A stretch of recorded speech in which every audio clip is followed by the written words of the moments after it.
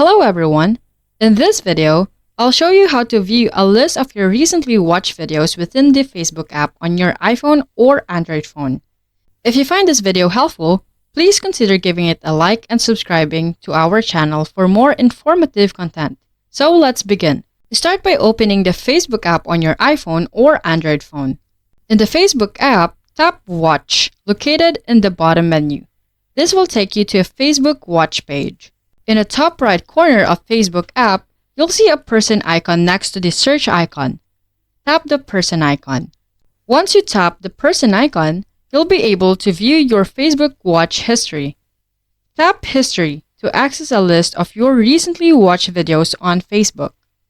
And that's how you can find a list of your recently watched videos on Facebook. If you have any question or need further assistance, please leave a comment below. You can find more Facebook tips and tutorials in the video description or in our channel.